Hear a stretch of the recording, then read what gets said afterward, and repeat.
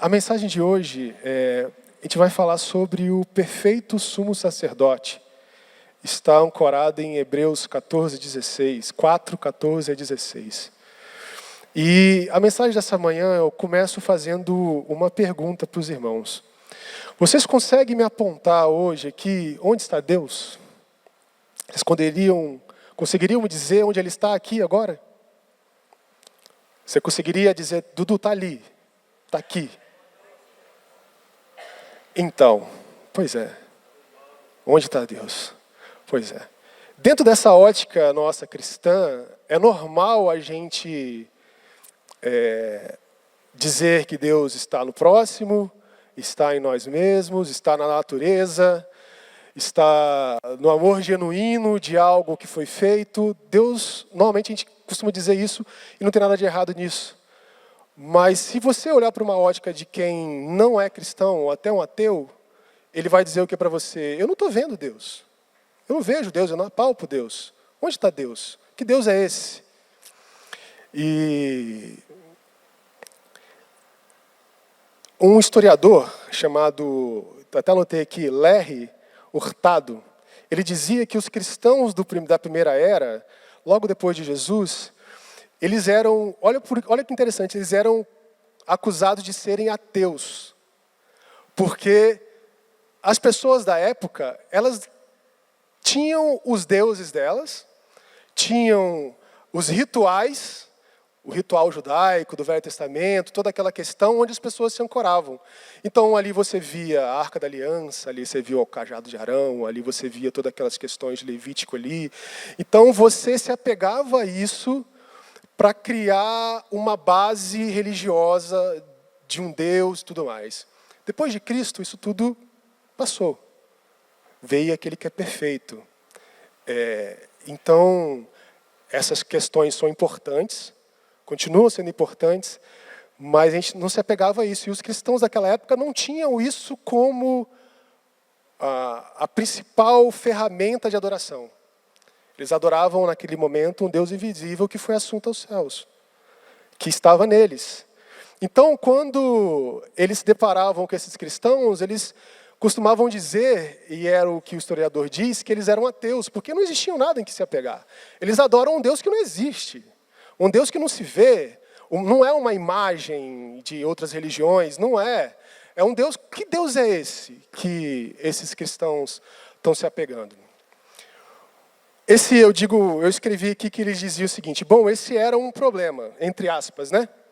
No início da era cristã, pois, por mais incrível que pareça, os cristãos daquela época eram acusados de ateísmo, pois os mesmos não se utilizavam de imagens, ídolos ou rituais para exercer sua fé. E em uma época onde a ritualística, e aí a gente entra em ritualística, você vê ali os deuses gregos, o próprio judaísmo, era muito forte, e isso que fazia com que as pessoas se achegassem. Além disso, ainda existiam no ritual judaico o sumo sacerdote, o sacerdote que levavam os pedidos dos irmãos para fazer expiação e tudo mais. Quando já se não tem mais isso, quando o acesso é irrestrito, você quebra uma questão religiosa forte, financeira também, política, nesse contexto, e você abre uma nova era. Então, as pessoas religiosas daquela época entendiam que os cristãos daquela época eram meio que ateus, porque cadê o Deus deles? É o que eu te perguntei. A gente responde com facilidade porque a gente sabe que o Senhor está em nós, Deus está em nós, está no próximo, está no amor revelado. Hoje, nós somos uma nação sacerdotal, onde não é mais necessário a intermediação de homens para nos achegarmos a Deus e levarmos nossas súplicas e nossas demandas. Essa é a nossa realidade hoje. E aqui, eu abro mais um parênteses, porque, por mais que isso esteja claro para nós como igreja, a gente percebe que muitas lideranças inescrupulosas se utilizam disso, distorcendo isso. Eles criam um vínculo tão grande a uma pessoa, a uma personalidade, que no final das contas, você às vezes não tem força para fazer o seu pedido ao Senhor. Parece que você precisa ir a alguém, pedir que alguém ore por você, que faça por você, que creia por você, que amadureça por você. E isso é inaceitável. O preço foi pago. Isso chega a ser uma blasfêmia, se a gente puder dizer dessa forma. Porque as pessoas se apoderam disso e fazem disso uma forma de comércio da fé. E isso é o que está mais sendo divulgado e trazido. A gente tem percebido isso muito claramente. E essa era uma realidade dos rituais judaicos cristãos da época, porque foi assim que foi instituído lá, né? Quando Deus instituiu os sumos sacerdotes. Mas ele se fez carne por nós, morreu por nós, e o véu foi rasgado. E hoje nós temos acesso direto a Deus. Mas as pessoas hoje, eu costumo dizer que as pessoas hoje, esses inescrupulosos, eles costumam rasgar o véu. Aliás, recosturar o véu. Para que você precise ir até eles, e através deles, sabendo todas as suas demandas, todas as suas dificuldades, e até Deus. E por conta disso, eles vão te cobrar um preço. Nada é de graça nesse mundo, né?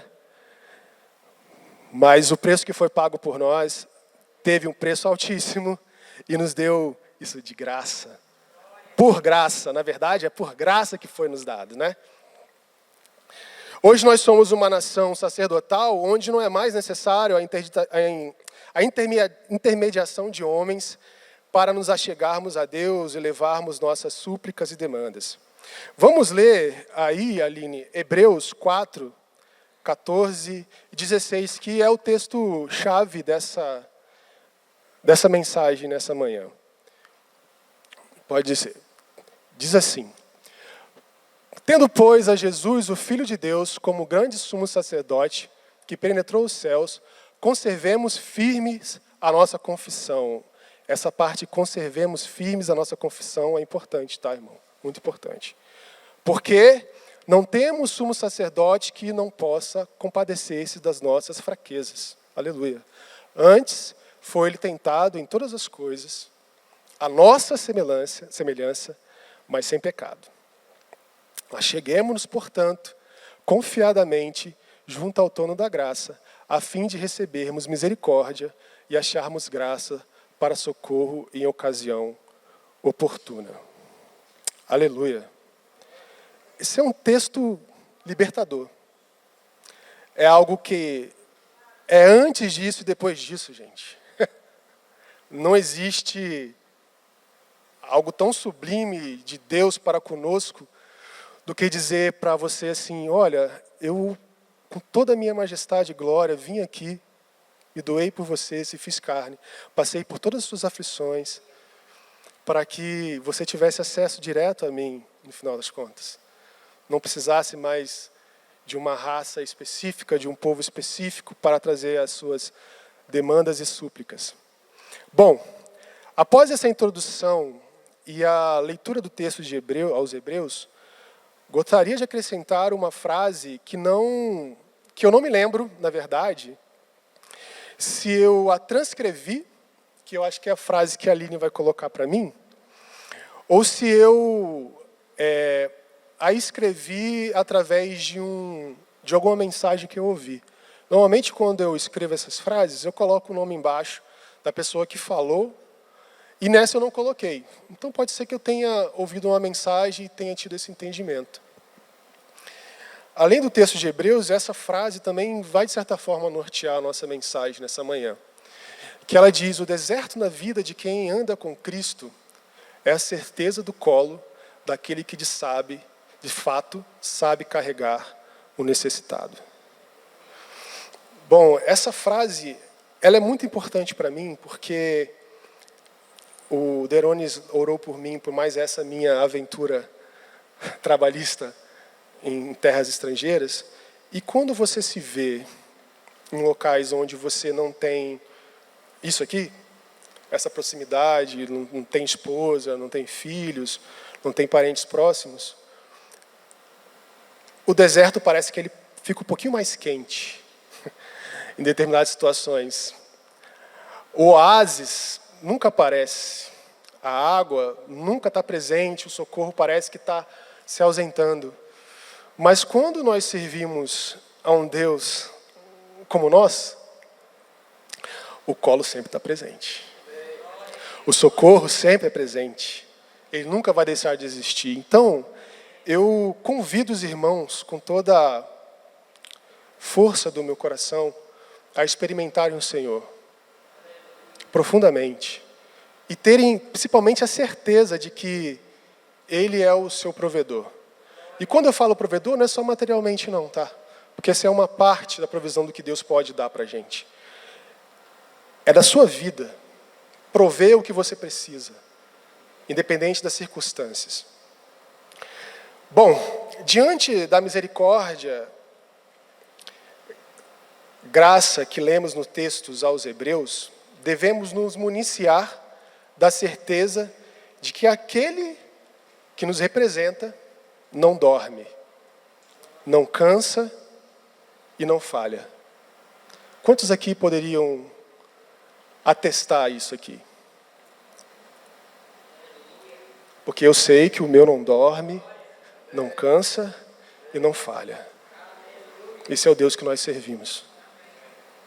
Nele, e somente nele, devemos depositar nossas ansiedades, frustrações e desejos.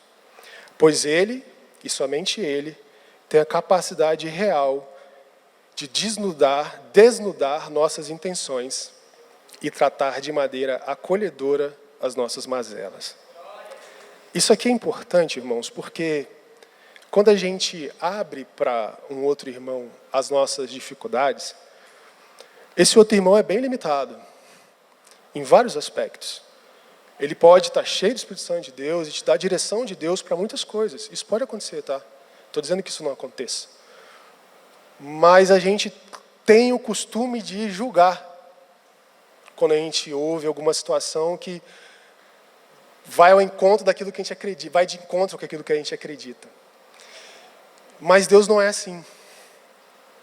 Deus, ele desnuda as nossas intenções.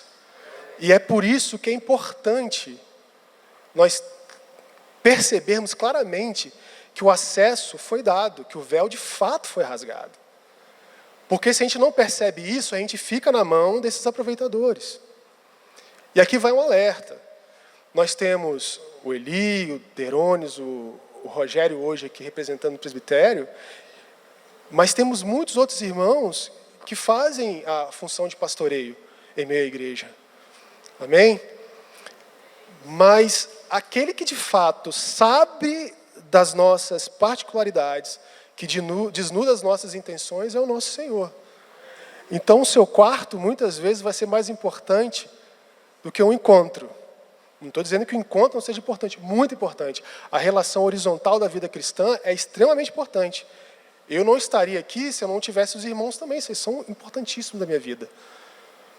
Mas é importante que nós entreguemos as nossas mazelas, os nossos desejos na mão do Senhor e confiemos nele. Amém? Saber que sirvo a um Deus que me está disponível sem intermediações é confortante, pois não há circunstâncias ou lugar que me prive de me achegar ao meu Deus. E essa certeza que me faz prosseguir sem temor do amanhã. Bom, como eu disse aqui antes, o Derones orou por mim e eu tinha terminado esse estudo na sexta-feira, bem antes da sexta-feira. E na sexta-feira eu recebi um telefonema de uma empresa que eu trabalhei anteriormente e eu não esperava receber esse telefonema em cima da hora que eu ia viajar. E aí esse rapaz falou, olha, a empresa que a gente trabalhava lá, eu trabalhava numa empresa que era prestadora de serviço dentro de uma outra grande empresa. E eu sou da área de elétrica, na área técnica de elétrica, e o gestor da área de elétrica, da empresa mesmo, da multinacional, ele gostava de mim, mas eu só trabalhava à noite, então quase não o via muito, porque ele trabalhava durante o dia, e eu só pegava de 6 da tarde até 6 da manhã. Saía de folga e quase não via. Eu via assim raramente quando ele tinha que estender um pouco o horário dele. E aí esse rapaz da empresa que eu trabalhava me ligou e falou, Eduardo, como é que você está? Tudo bem? Tudo bem. cara, surgiu uma oportunidade, o RH, na verdade, me mandou uma mensagem, tem uma oportunidade, tal empresa e tal. Eu falei, era uma outra empresa, ela se confundiu toda. Eu falei, não, interesse eu tenho, uma boa proposta salarial, e, enfim, tudo mais. A escala também é uma escala muito boa. Interesse eu tenho sim. E aí, logo depois, o gestor do contrato da área me ligou. Falou, Eduardo, olha só, a gente está entrando em contato com você porque o gerente do setor de elétrica da empresa, ele gosta muito de você. Eu não sabia disso, obviamente. E ele pediu, eu preciso de um cara com o perfil do Eduardo. Eu preciso de um cara com o perfil dele. E aí ele falou, cara, vou ligar para ele para saber se ele está disponível. E aí me ligou, me mandou a mensagem. Logo depois a menina me mandou as propostas salariais, os benefícios e tudo mais. Muito bom, por sinal, muito bom. E aí eu conversei com a minha esposa, falei, caramba, amor, e agora? Porque quando eu estava nessa empresa e fui para outra empresa, foi também porque me ofereceram uma boa proposta para outra empresa. E eu cheguei nessa outra empresa, tudo que a pessoa me prometeu, ela não cumpriu absolutamente nada. Eu não fiquei nem um mês na empresa. Eu falei, cara, eu não vou começar a trabalhar com vocês na mentira. Se vocês mentiram para mim, me tiraram de um lugar onde eu estava, tranquilo, trabalhando, enfim, para vir para cá, prometeram isso, não cumpriram, não faz sentido eu ficar aqui. Se eu ficar aqui, eu vou criar um clima ruim para vocês, porque eu não vou estar bem comigo e não vou estar bem com o que está acontecendo. E eu pedi conta e saí. Nesse meio período eu tenho feito Uber e tudo mais, não tem problema nenhum quanto a isso. E graças a Deus, Deus tem suprido e tem me guardado, e não tem faltado absolutamente nada na minha casa. Nada.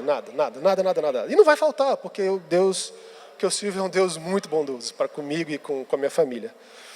E, enfim, e aí me foi feita essa proposta. E eu falei, amor, e agora o que eu faço? Passagem comprada, dia marcado, tudo mais, contatos feitos lá fora. Mas realmente a situação lá fora não está tão simples, como não está em lugar nenhum. E eu iria, dessa vez, muito mais na dúvida do que na certeza, no que eu estou querendo dizer. E aí eu falei com esse contratante, eu falei, amor, eu não tenho muito o que fazer. Eu vou falar com ele, eu estou disponível para iniciar o processo a partir de tal dia. Vocês conseguem esperar? Minha passagem é de 1 semana.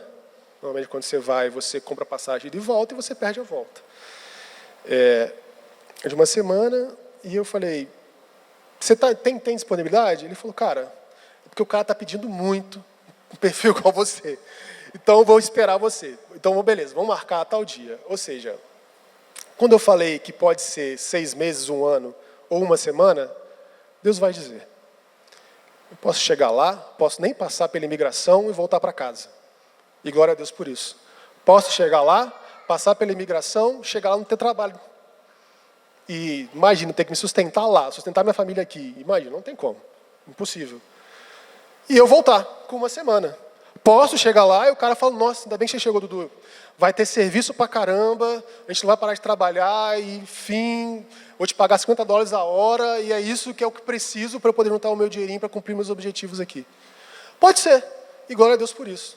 Então, por mais que seja uma situação que crie uma certa ansiedade, ainda existe paz no meu coração, porque eu tenho certeza que o Senhor está cuidando. Amém? E Ele vai resolver da melhor maneira possível.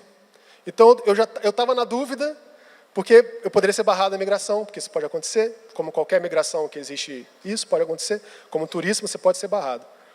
Então, já não tem mais essa preocupação. Se barrar, eu voltei, vou trabalhar. Se passar, eu passei, posso trabalhar. Se eu chegar, passei e vi que não está bom o trabalho, eu volto para cá também, e Deus já preparou um trabalho para mim.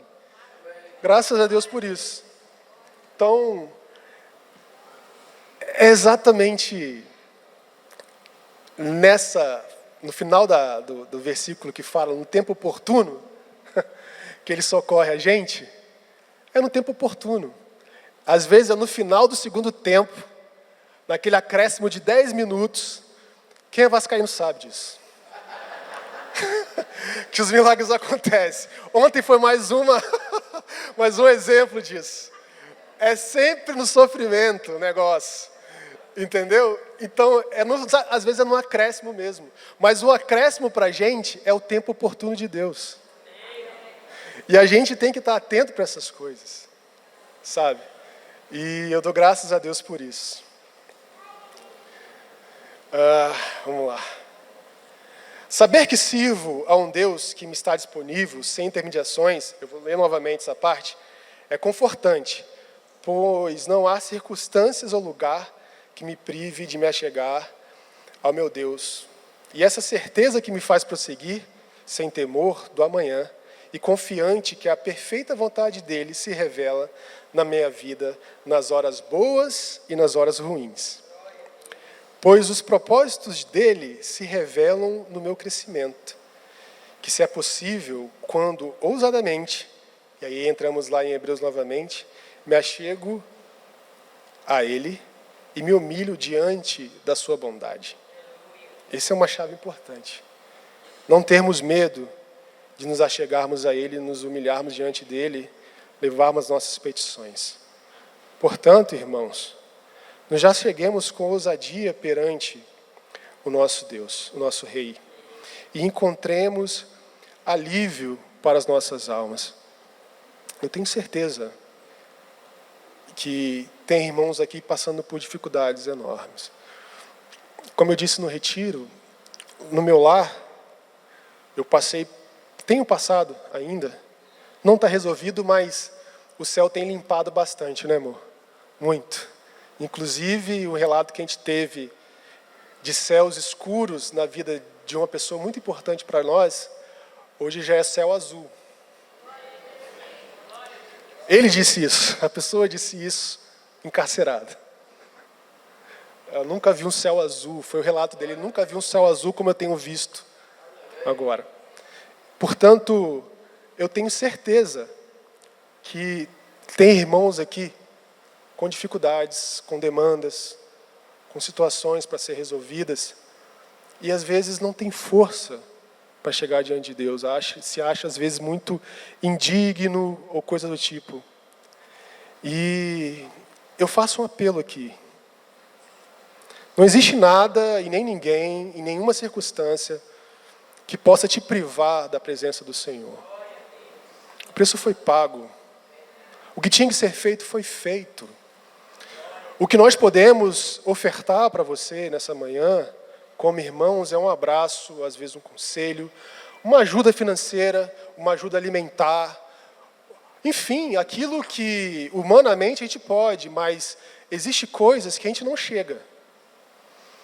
Que é só entrando com ousadia na presença do Senhor e esperando o tempo oportuno dele se revelar para nós, que funciona. Não existe outro jeito. Eu tenho certeza que alguns irmãos já passaram por esse tempo de falar, meu Deus, quando vai ser esse tempo oportuno na minha vida? Amém. E eu queria, para finalizar, ler um texto de um pregador que eu gosto muito, que ele é conhecido como, era conhecido, né? Como o príncipe dos pregadores, que é o Charles Spurgeon. Eu vou pedir para a Aline projetar o primeiro, e não sei se vai dar para ler, porque eu fiz uma cópia rápida, para vocês tentarem me acompanhar. Mas essa é a parte de um sermão que o Spurgeon escreveu, e essa é a parte do sermão dele, em cima exatamente desse texto que nós lemos, de Hebreus, do sumo sacerdote. E ele diz o seguinte, vamos tentar ler aqui. Cheguemo-nos, pois, com confiança ao trono da graça, para que recebamos misericórdia e achemos graça a fim de sermos ajudados em tempo oportuno. E o Spurgeon, abre aspas para Spurgeon aqui. Que coração pode conceber ou língua relatar as conquistas diárias de cada instante da graça invencível do Senhor Jesus Cristo? Nós mal vemos uma milésima parte do que Ele, como Rei em seu trono, está fazendo diariamente. Que multidão de suplicantes necessitados rodeia seu trono a cada momento. Que necessidades e aflições urgentes para atender. Que dores e tristezas para aliviar. Que corações partidos para unir. Que consciências feridas para curar. Quantas orações incontáveis para ouvir, que petições sinceras para conceder, que inimigos obstinados para subjugar, que medos culpados para acalmar. Que graça, que bondade, que paciência, que compaixão, que misericórdia, que amor, que poder, que autoridade. Esse soberano todo-poderoso exibe.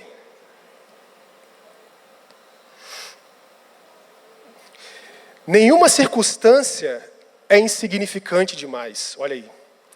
Nenhum suplicante é insignificante demais, aleluia.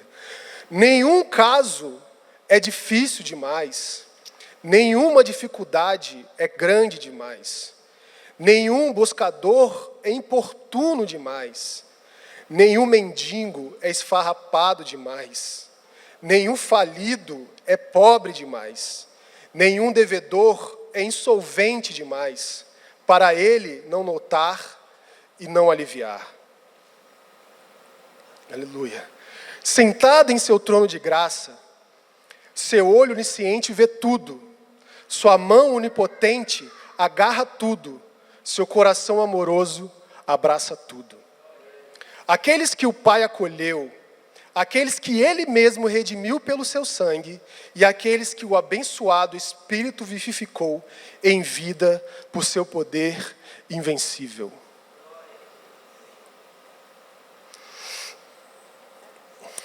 Os sem esperança, os sem ajuda, os excluídos pelos quais ninguém se importa, os lançados às tempestades e não consolados, os prontos a perecer, os que choram em Sião, a viúva enlutada, o órfão lamentando, o doente no corpo, e ainda mais doente no coração, os atormentados com dores constantes, os lutadores contra a última luta da sua morte.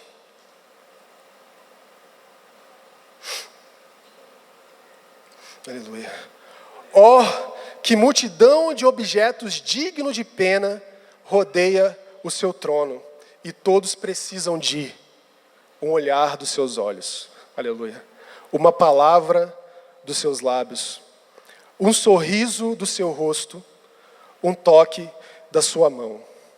Oh, se pudéssemos ver o que sua graça é, o que sua graça tem e o que sua graça faz.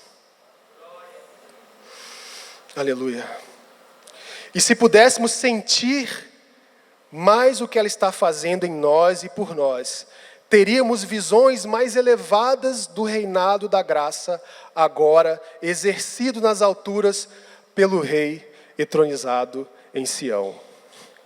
E aqui ele finaliza falando a última parte do versículo 16. Cheguemo-nos, pois, com confiança ao trono da graça, para que recebamos misericórdia e achemos graça, a fim de sermos ajudados em tempo oportuno. Amém? É tão sublime, porque você lê essa mensagem e você treme com a grandeza do Deus que nós servimos. Porque ao mesmo tempo que Ele é grande, Ele é próximo.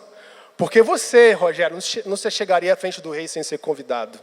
Ninguém aqui, naquela época, poderia se chegar à frente do rei sem ser convidado. Se o fizesse, seria morto. Mas nós temos um rei que nos convida o tempo todo para estarmos diante dele. Essa é a verdade.